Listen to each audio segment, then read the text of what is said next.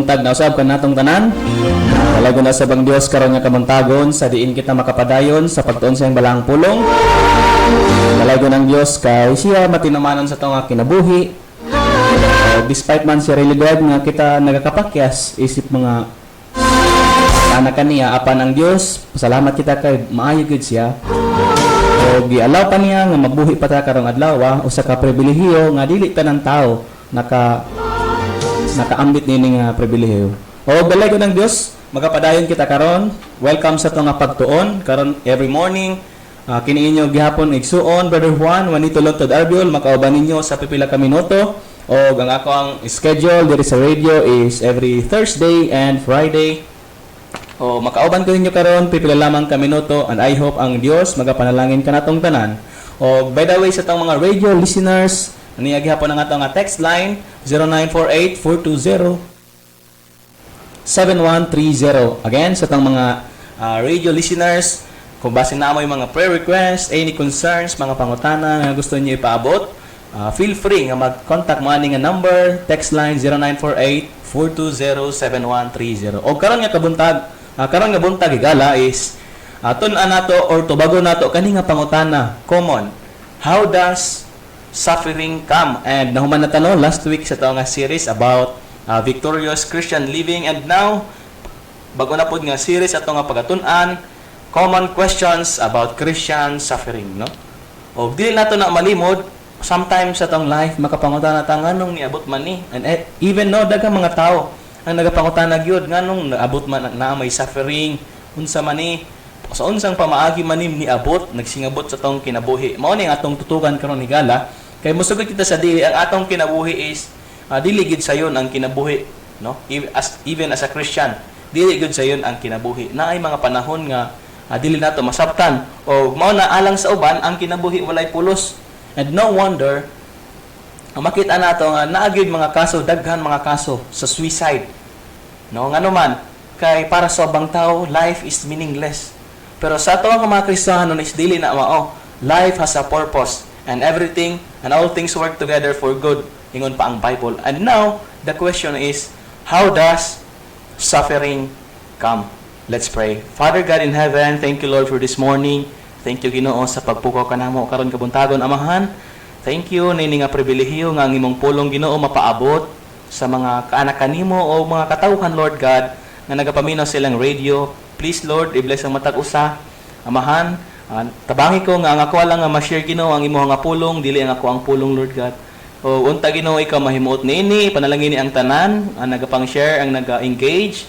Ikaw sa gihapon Amahan ang magapanalangin kanila. Lord, sa among pagpadayon, I acknowledge Father nga wala kay mahimo kung wala ang imong tabang, kung wala ang tabang sa balang espiritu Lord God busa kani Amahan ang mga ginatugyan diha kanimo. Uban ang pagpasalamat sa pangalan lamang ni Jesus. Amen. Now, how does suffering come? Common questions about Christian suffering. Ngan sa unsang pamaagi man nagasingabot ang mga pag-antos sa kinabuhi. Now, dili kita magalangan una through our own mistakes and sin. Higalig suon, dili nato malimod ning realidad, no? Nga sometimes ang suffering nang na-experience sa katao is tungod pud na, no? Sa iyang mistakes or sipyat or sa iya pud nga sala. Sometimes naka-experience tag mga suffering sa kinabuhi ug wa nato nabantayan nga ang cause di ay ana, ang root, no? Is tungod ra pud di ay na sa to nga sipyat o sa to nga sala. Masabtan nato ni karon. Now in Galatians chapter 6 verse 7 in the King James version, the Bible said, "Be not deceived, God is not mocked, for whatsoever a man soweth, that shall he also reap." Higaligson ingon ang Bible, God is not mocked, no? Ang Dios dili bugal-bugalan, no? Ayaw pagpailad. Kay ngano man kung unsa daw ang atong gipugas, mao pud na ang atong anihon. Mao gid na ang dapat nga naa sa tong heart, nasa to nga principle nga ma-apply day by day. Nga whatever nga ato ang gihimo is mo-grow na siya into something, no? Whatever nga atong gi-start, whatever nga atong gipugas, mo-grow di ay na siya into something. Ug one day, no, kung dili nato mabantayan, anihon gyapon nato na siya. Mao na ingon ang Bible, kung magpugas ta diha ta sa unod, mo ani tag corruption, death. Apan pag mo magtanong ta o magsow ta diha sa espirituhanong ibutang, mo ani tag life. no? And eternal, na kini siya kanang gitawag bitaw nga eternal value. God is not mocked, for whatsoever a man soweth, that shall he also reap. Mo nang remind sa Bible. Now, example ligala mao ni. The one who has committed murder can be forgiven by God. Yes, tinuod ka na siya. But he must still suffer prison for his crime. Right? Mao man yang realidad. Yes, wala may sala nga dili kaya pasayloon sa Ginoo. Why? Because God's grace and God's mercy and God's love is abounding, no? Despite nga angay ta sa impyerno, apanangita siya pamaagi nga kita maluwas sa impyerno og iyang gipadala ang iyang bugtong gipakatawo nga anak nga mao si Ginoong Jesucristo nga nagpakamatay alang sa tuwa. Aron nga naman, aron mahugasan ta ang dugo sa iyang anak si Ginoong Jesucristo, mao'y makahugas sa tanang tang sala. Kaya ta pasayloon sa Ginoo, pero mao ni, for example, ako makakommit ko og murder, mapasaylo ko sa Ginoo, yes, pero musuffer gyapon ko sa prison or kanay gitawag nato nga consequence sa tuong gibuhat nga sala. Mao na siya nga realidad, higala. Now, the man that ruins his body with liquor must still reap the effects of a body that has been weakened or wrecked by sin. Mapasaylo ba sa Ginoo ang usa ka tawo nga palahubog? Yes. Pwede po siya magbago ang usa ka tawo, mapasaylo sa Ginoo, balik siya sa Ginoo, yes. Pero mao ni anihon gyapon niya ni nga kana bitang weakened na or wrecked na ang iyang body tungod sa iyang pagpakasala, paghubog-hubog. No? Mao nang higala kung unsa nga atong ipugas mao gyud na ang atong anihon. Kung ang usa ka tawo gubaon niya ang iyang lawas nung pinaagi sa liquor, ingan ang Ginoo ayaw paghubog-hubog. Do not be drunk, but be filled of the Holy Ghost. Wala. Girek na to ang atong, pag ato ang irek ang atong lawas pinagi sa pagpakasala, mo suffer ta. O kana siya nga suffering is bunga rapud na siya sa ato ang pagsupak sa kabubuton sa Dios. Unsa may ingon sa Bible sa 1 Corinthians chapter 6, no? That our body is the temple of the Holy Ghost, and anybody na magguba sa temple sa Ginoo, iyahagid na siyang silutan. And no wonder nga ang usa ka tawo is pag di siya maminaw sa pulong sa Dios, is mag-antos siya sa suffering. Possible magdaot ang iangatay, no? Mao nang mga pipila sa mga consequence. And now mao ni ang kuan, no? Mao ni ang sa tao bitaw kanang ma-amaze ko sa mga tao nga naman grabe makahubog. And I'm not saying na dili tanan, pero pipila sa mga palahubog ako makit-an, no? Pag magkasakit na, ilahang i-blame ang Ginoo. Mag-ingon dayon, Lord, nganong ako pa man? Lord, nganong nahitabo man ni sa ako, nganong man ni? No? Gi-blame ang Ginoo. Wherein, kung imong tanawon in the very first place, higala, is ilahan na siyang tinuyuan. No? Murag hilas kay paminahon nga basulon ng Ginoo sa usa ka sakit nga nagasingabot nga sometimes kita ra ang hinungdan. No? Mao na siya ang kuan. Realidad sa kinabuhi. What if ako maghubog-hubog? What if lang? Kunya madaot ang akong lawas. Akong ibasulon ang Ginoo din, pwede kay nganuman. Ako man ang binuhatan. The man that ruins his body with liquor must still reap the effects of a body that has been weakened or wrecked by sin.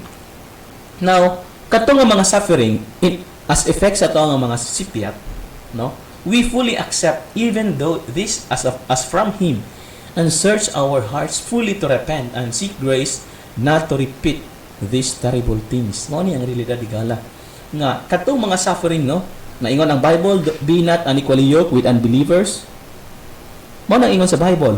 Apan mamugos gyud ta. For example, ang isa Kristohanon mosupak gyud sa kabubuton sa Ginoo. Yes, na magyapon kanang gitawag nga permissive will. However, higala, musuffer ta sa consequence. And katong nga mga consequence higala. For example, ang pagkapriso tungod kay nag-commit og murder, ang pagkadaot sa lawas kay nagdaot sa liquor, or ang pagkaguba sa marriage life tungod sa pagsupak, pag nakigminyo sa dili Kristohanon, mao ni magsuffer ang extra Christian, and we fully accept nga kadto nga mga butang, no, nga mga effects sa tong sala is gikan to sa Ginoo nga mga consequence. Gi-accept nato na aron nga naman, aron i-search nato ang atong heart nga kini fully magrepent ug magapangita sa grasya sa Dios nga dili na kato pagabalikon nga mga ngilad nga mga buhat. Nga mao nang natay ingon nga quotation, sin is to be repented, not to be repeated. Again, sin is to be repented, not to be repeated. Amen? Ang sala it has to be repented. It has to be cast off, or it has to be covered under the blood of the Lord Jesus Christ. Now, mo na napoy ingon ang psalmist, no? Ingon siya diri, search me, O God, and know my heart. Try me and know my thoughts. Na siya prayer, Lord, search me. Kay sometimes nga naman, sometimes tayo mga butang sala at ubagan sa Ginoo, pero para sa to okay ra. No? Mo nang nindot ni siya. And we have to apply this verse also, no? We need to ask God, Lord, search me, know my heart, try me and know my thoughts. In verse 24, and see if there be any wicked way in me, and lead me in a way everlasting. Mauna siya ang point that sin is to be repented, not to be repeated. Now, how does suffering come? Dili lamang by our own and our own sin and our own mistake. But number 2, mao ni, through the mistakes of others. Sometimes, di nato po ni ma-blame, no? Nga naay mga suffering sa atong life, nga dili kita ang hinungdan apan ang uban. No? Mao na siyang kuan, ang mga realidad na sometimes na ay uban ng mga tao nga mo pasakit sa atoa, mo persecute sa atoa, mo disagree sa atoa, kanang dili ta i-affirm, no? I-rejecta. Mao na that is also a form of suffering ato ang ma-experience nga dili kita ang hinungdan apan ubang tao through the mistakes of others. Now, ingon siya, mo nang makapangutana siya, makapangutana ta sometimes, mayon ta, why did God allow him to say that terrible thing? Bawa, no? Cursed ka. And sometimes, pag yun, naipipila sa mga case nga, sometimes, ang ato pang kaugaling ng family, no? Ang muagyan sa to, magsulti sila sa mga butang dili dapat ang isulti. Now, sometimes, makapangutana ta, why did God allow him to say that terrible thing? Isa ka butang, higala mo ni, no trial or affliction can reach you without His permission. Let me repeat, no trial or affliction can reach you without His permission. Walay mga trial, walay mga affliction ang magasingabot sa imong kinabuhi nga wala na agi-allow sa Ginoo. And rest assured nga whatever kana nga affliction or trial, it works for good to them that love God, to them who are called according to His purpose. Amen? Mao na siya ang ato ang comfort nga kana bitaw. For example, no? Mao nang meaning bitaw sa faith.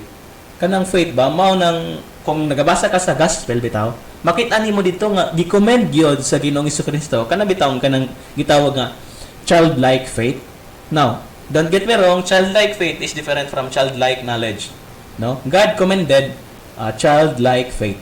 Noon sa maning childlike faith, kana bitaw pag sama sa usa ka bata, pagtuo sa usa ka bata. Na like for example, ang usa ka bata, no? Naa siya faith sa iyang papa.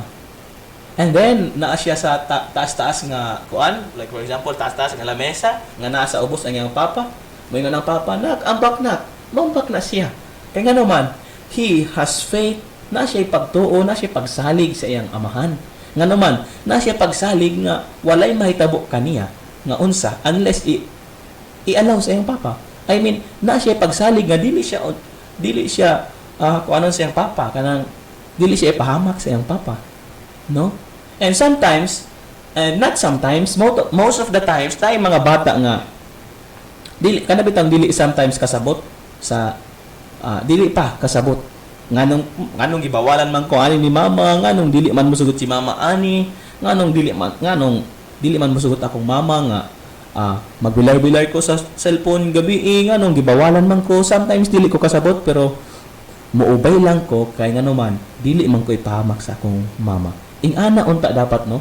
And to be honest, higalay gisuon naman point sa tong life nga kanabit ang dili ta kasabot sa instruction siya Ginoo nga makaingon ta as human as we are bitaw, makaingon ta, Lord, nganong kinahanglan pa man ni, no? Nganong gibawal ba nimo ni, nganong ingani man dapat Lord magsuot, nganong daghan kay bawal Lord, nganong mag-abstain pa man sa world, no? Pero mo-obey lang ko Lord, kaya nga naman sure man ko nga walay butang nga nahitabo sa ako nga dili nimo i-allow. Sure ko Lord nga tanang butang nga imong gi-allow sa ako is makaayo na sa ako. Amen. I hope nga naatay ka nang gitawag nga childlike faith. Now, how does suffering come?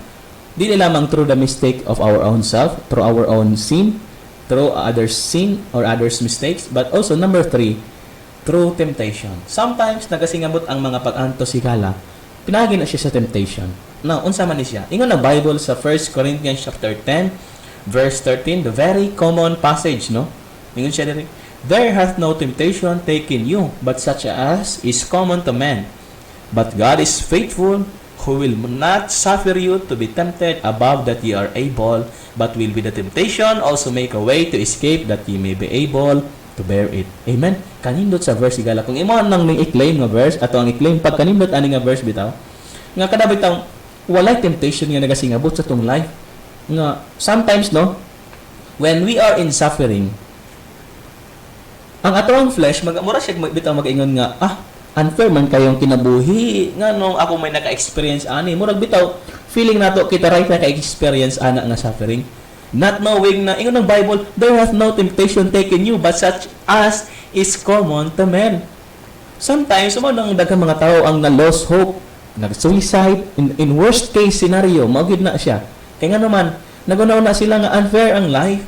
Ako ray naka-experience ani, but wrong. Klaro kay na ingon ng Bible, there hath no temptation taken you, but such as is common to men. Whatever type of temptation. Pero mo niyang assurance sigala, but God is faithful. Amen? Mao gid na, God is faithful, who will not suffer you to be tempted above that ye are able, but will with the temptation also make a way to escape, that ye may be able to bear it. Now, the point is, Moni, ang load, no? Ang mga load nga ihatag sa Ginoo sa toa or i-allow sa Ginoo nga ma-experience nato is bearable di ay na siya. And sometimes, mga suffering, nagikan na siya sa temptation. However, don't forget that God is faithful. Dili na i-allow, no? Mag-suffer ta nga above sa tong able. And that's why, kung naata sa suffering, ayaw na nga, nga naman, ako ramay siguro naka-experience ani. That is very, very wrong, no? Again, there hath no temptation taken you, but such as is common to men. Now, how does suffering come? Dili lamang through our own mistakes and sin. Number 2, dili lamang through the sin and mistake of other. Number 3, not just through temptation, but number 4, and diri na mag-end, through God's providential dealing. Kanang bitaw, na ay gusto ipaabot sa Ginoo sa ato. Kanang dealing sa Ginoo. Di-allow na sa Ginoo. Probably ang source atong suffering dili na-discern na nato, no, ma-discern man na. Na-discern nimo dili man gyud. Wa man gyud koy nabuhat, no. Na-search na nimo, murag wala man. Nag-obey man gyud ko sa will sa Ginoo. So, dili pud sa number 2 kay okay ang environment probably. Like for example lang, or number 3, dili sa temptation, or sometimes number 4 dili na siya sa God's kanang gitawag bitaw nga God's providential dealing. Now unsa man ni? This can be the most incomprehensible to the troubled soul. And in desperation, he calls out, why? Why? Mo kani ang pinakadili masabtan bitaw sa usa ka tawo nga grabe na gyud ang pag-antos niya. Nga desperate na gyud siya, mo nang makaingon siya, "Oh Lord, ngano man? Why? Why?" And no wonder, no, daghang may biya sa pagtuo tungod sa na-experience nila nga di wa nila nasabtan. Incomprehensible kana bitang dili masabtan, no? Dili masabtan nga experience mo nang sige pangutana ngano Lord unsa man ni Lord. But remember that is one of God's providential dealing. And don't forget, no, mao ra pud ni, no, ayo pud taon kalimti higalig suon. God does not promise to give us the reason for his action. He is sovereign. Ayo na kalimti. Kung imong basahon ang Bible from cover to cover, from Genesis down to the book of Revelation, wala gid kay mabasa nga single verse lang. Bisan isa lang ka verse nga nagaingon nga nagpromise ang Ginoo nga maghatag siya reason for his action. Wa gyud. Wa na nagpasabot nga naman. Sovereign man gud siya. No? Don't forget na siya ang Lord. Kita anak or kita servant.